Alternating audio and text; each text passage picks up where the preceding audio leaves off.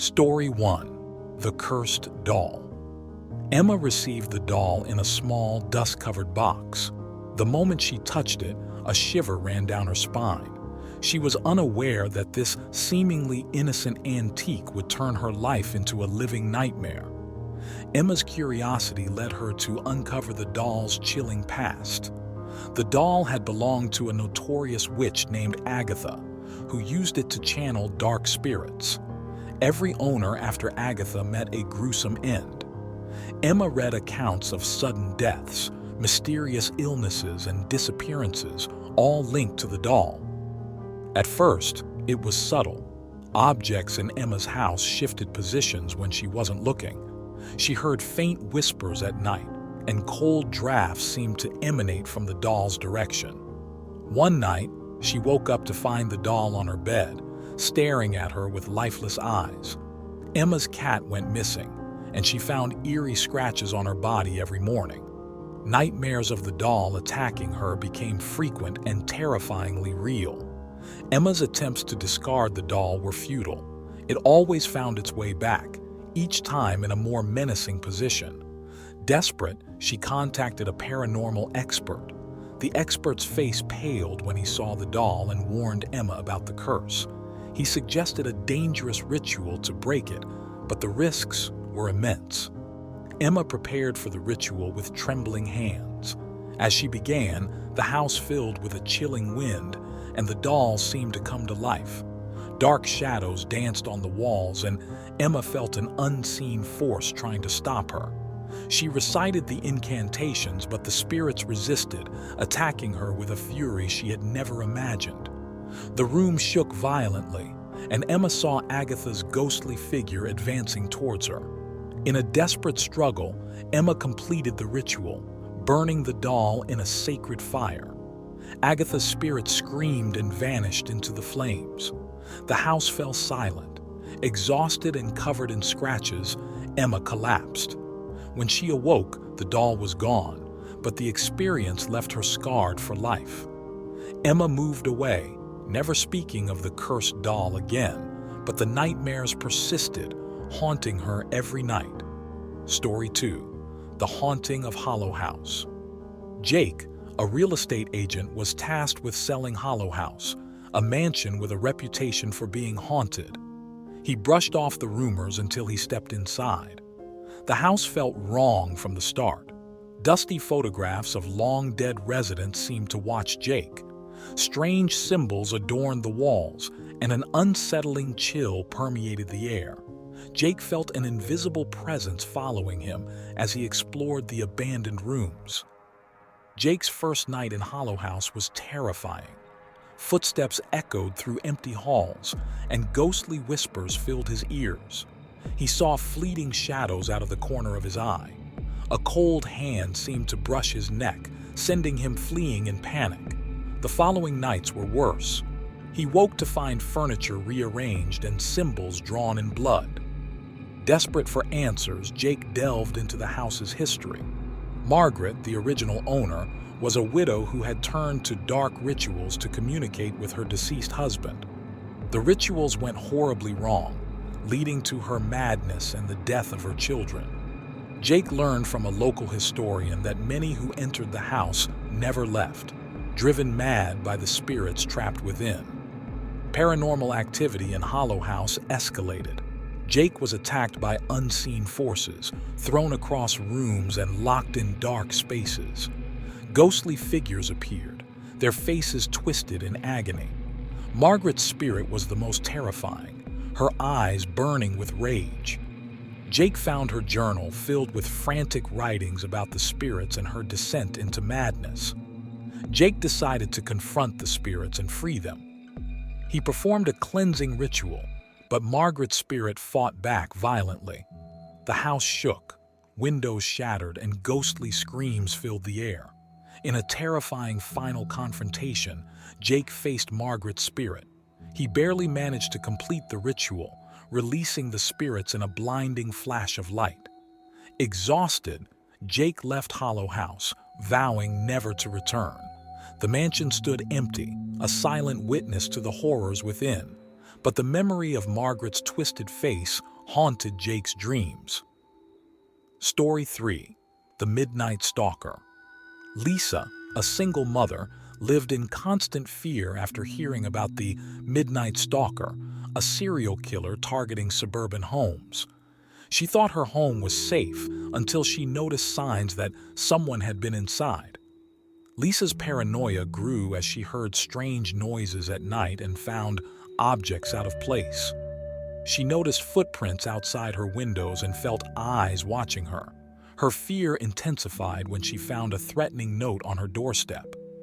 One night, Lisa saw a shadowy figure outside her window. She called the police, but they found nothing. The stalker's presence became more sinister. He left marks on her windows and entered her home while she was away, moving objects to show his power over her. The Midnight Stalker escalated his terror campaign. He left chilling messages on Lisa's mirrors and tampered with her belongings. Lisa found evidence that he had been watching her and her son for weeks. She felt trapped and helpless, her fear consuming her. Lisa fortified her home with locks and alarms, but the stalker always found a way in. She set traps and stayed awake all night, but the psychological torment took its toll. The stalker's presence became more intrusive, his threats more personal. Lisa's desperation grew as she realized he would not stop. The final showdown occurred when the Midnight Stalker broke into Lisa's home while she and her son were inside.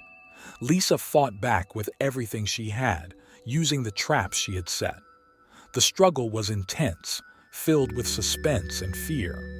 Lisa managed to outsmart the stalker, injuring him and calling the police. The stalker was arrested, but Lisa was left scarred by the experience. Her home, once a sanctuary, now felt like a prison. The nightmares of the Midnight Stalker haunted her, a reminder of the terror she had survived. Story 4. The Demon in the Mirror. Lily, a college student, found an old, ornate mirror at a flea market. It was beautiful, but the vendor warned her it had a dark history. Lily dismissed the warning, thinking it was just a story to increase the mirror's allure. As Lily researched the mirror, she discovered it once belonged to a mansion where a series of brutal murders occurred.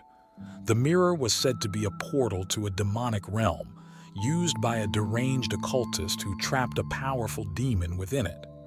Soon after bringing the mirror home, Lily began experiencing unsettling events. She saw fleeting shadows in the reflection and heard whispers coming from the mirror at night. Her dreams were invaded by the demon, who promised her power in exchange for her soul. Lily tried to cover the mirror, but the whispers grew louder, and the shadows became more aggressive. She sought help from a professor specializing in the occult, who explained the only way to stop the demon was to perform a banishing ritual, but it was extremely dangerous. Lily prepared for the ritual with the professor's guidance. As she began, the demon's power manifested, causing the room to darken and the temperature to drop. The mirror's surface rippled, and the demon's voice filled the room, mocking her attempts. Objects flew across the room, and Lily struggled to maintain her composure. In a terrifying climax, the demon emerged partially from the mirror, its monstrous form reaching for Lily. With the last of her strength, Lily completed the ritual, shattering the mirror and banishing the demon. Exhausted and traumatized, Lily moved out of her apartment, but the nightmares of the demon's face haunted her every night. Story 5. The Possession of Sarah's House. Sarah, a young mother, moved into a charming old house with her family, unaware of its dark past. The previous owners had fled without explanation, leaving everything behind. At first, the odd occurrences were minor: lights flickering, cold spots, and doors creaking. Sarah's young daughter, Emily, began talking to an imaginary friend named Lucy, who knew things about the house that Emily couldn't possibly know. The disturbances escalated quickly. Objects moved on their own, and Sarah heard disembodied voices. Emily's behavior changed, becoming aggressive and withdrawn.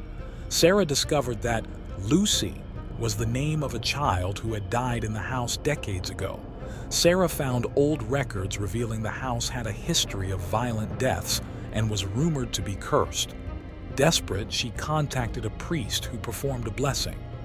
The entity responded violently, injuring the priest and making its presence known through terrifying manifestations.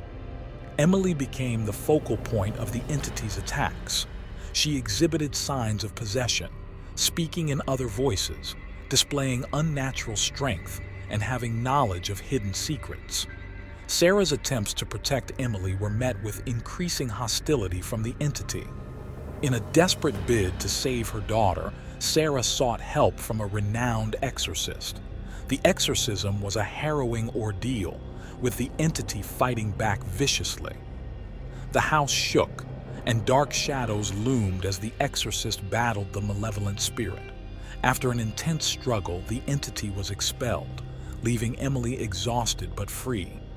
Sarah and her family moved out immediately, but the scars of the possession remained. Emily slowly recovered, but Sarah could never forget the horror they endured.